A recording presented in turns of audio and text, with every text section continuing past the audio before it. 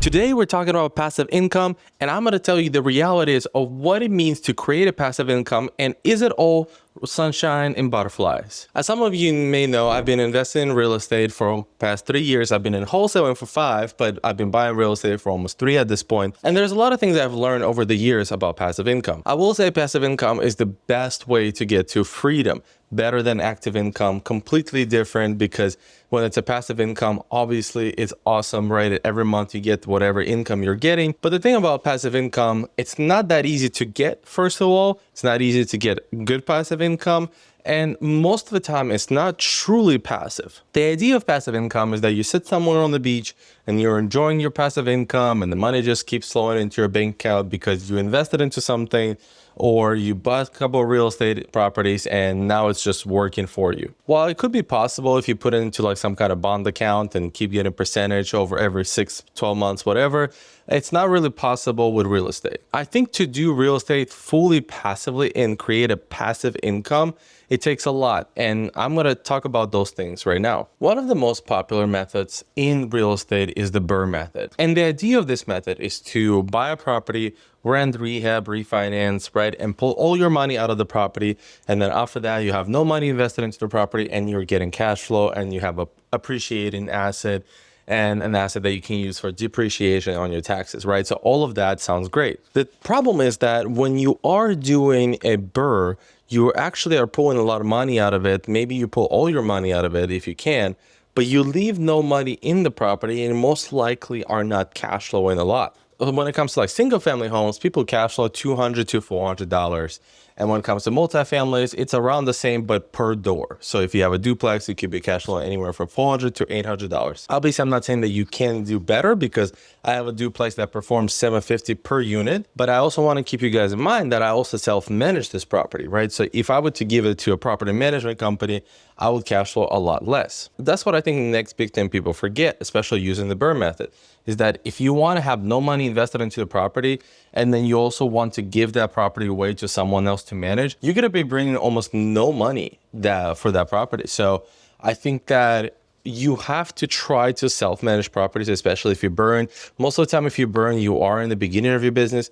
Or obviously, people will say, oh, buy better deals. Totally understandable. You know, I have deals that cash flow a lot. I have deals that cash flow good. They're still better. All of them are still better than what would you buy on the market, right? But I'm talking for most people, they are not able to find or buy deals off market. So a lot of times people will be buying deals on market. What's led me to make this video is actually because Carmen, as a realtor, she has experienced over the last couple of years, people were on this rush to buy properties and wanted to buy something that could be like a rental, an Airbnb or whatever it is. And then after they bought it, a year or two later, they recognized that, hey, like I want to sell it. And they sell it and now they're underwater. So I think that videos like this one, it should be good for some people to watch in order for you to make the correct decision. I do think rentals are great. They are a very great long-term play. They're great tax depreciation, right? You're going to save in a lot of different ways. If you want none of your money invested into your property and also want to have a good cash flow a month, I don't think that's going to be possible. Maybe not possible, but it's extremely rare. So while you're buying properties, you have to be ready for one of the things.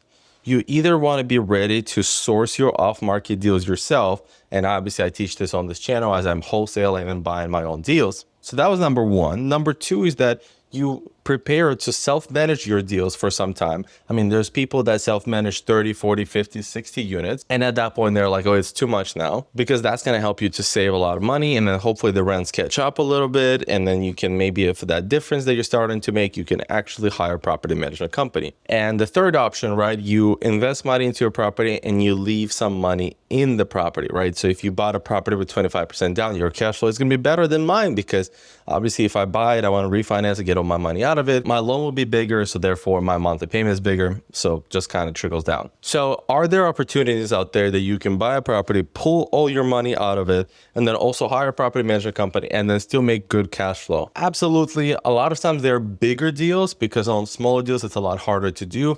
Or they're what they're called value add deals, right? So value add deals are, most of the ones I've done were value add in one way or the other. We've converted, 3-bedroom apartments into 4-bedroom apartments.